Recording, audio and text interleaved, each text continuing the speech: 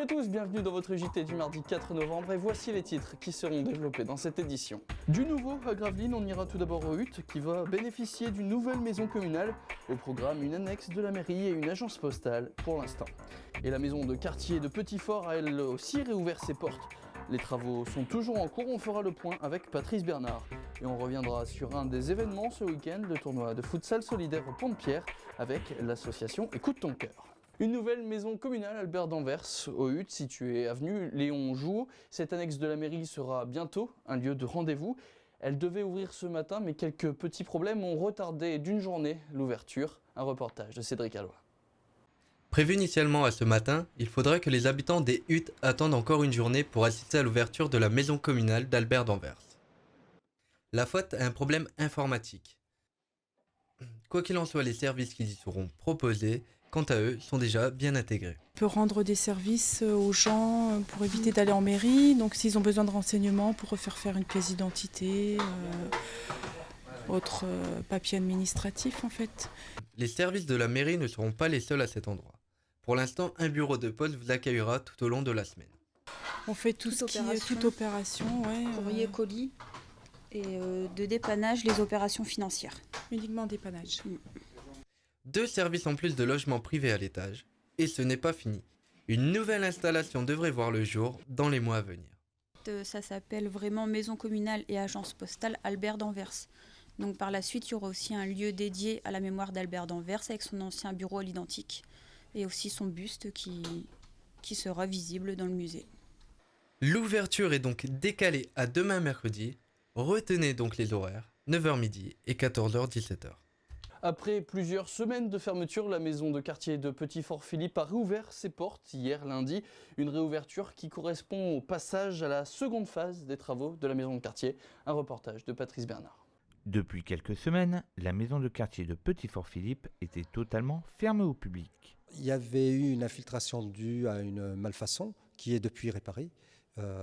Donc inondation, par mesure de sécurité, on a préféré fermer les bâtiments. Du coup, les réparations ont été réalisées et 3 semaines après cette fermeture, on réouvre le bâtiment, donc dans de bonnes conditions. Pour ne pas suspendre ses activités et assurer ses différentes missions, des solutions ont été rapidement mises en place. La municipalité a fait l'effort de nous trouver d'autres locaux de façon à pouvoir continuer d'assurer les services à la population.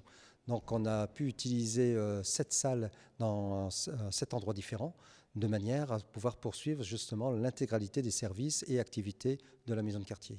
Le mois de novembre marque le passage à la deuxième phase des travaux correspondant à la réhabilitation du deuxième tiers de la maison de quartier.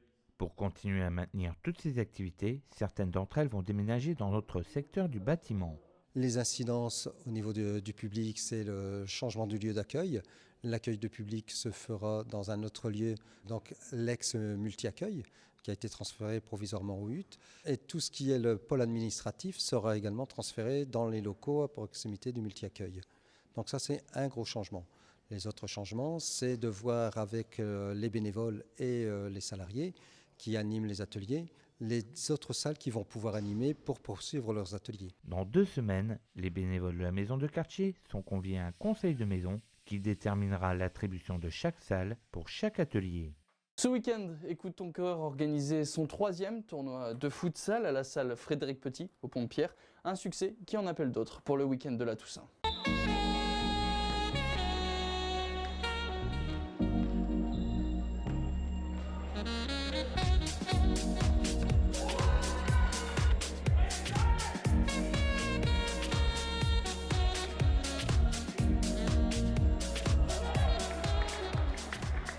C'est notre 3e édition, donc aujourd'hui je pense que c'est encore plus intéressant et enrichissant. On a réussi à faire venir des associations carnavalesques, associations aussi au niveau social avec l'association Parkinson. On a essayé de rassembler autour de l'autisme et c'est encore une grande réussite, 16 équipes pour une super journée dans, je dirais, l'amitié et aussi la solidarité.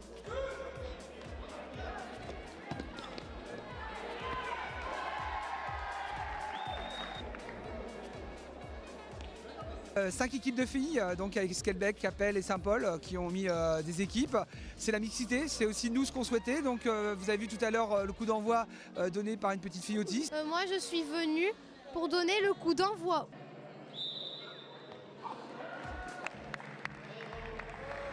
J'ai fait sur les copines de Tata. C'était pour l'association Écoute ton cœur.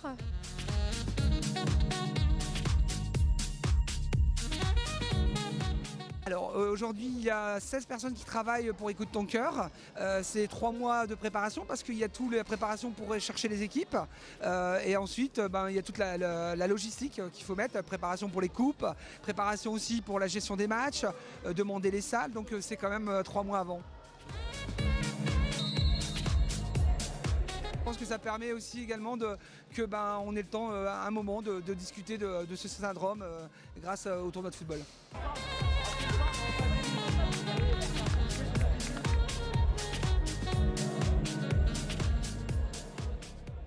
Voilà, c'est la fin de ce JT. Merci à tous de l'avoir suivi. Tout de suite, vous avez rendez-vous avec votre plein phare. Préparez-vous à trembler car tout le cortège d'Halloween va débarquer dans votre salon. Faites très attention. Quant à nous, on se retrouve jeudi pour un nouveau JT à 18h30 sur Delta TV. Très bonne soirée à tous.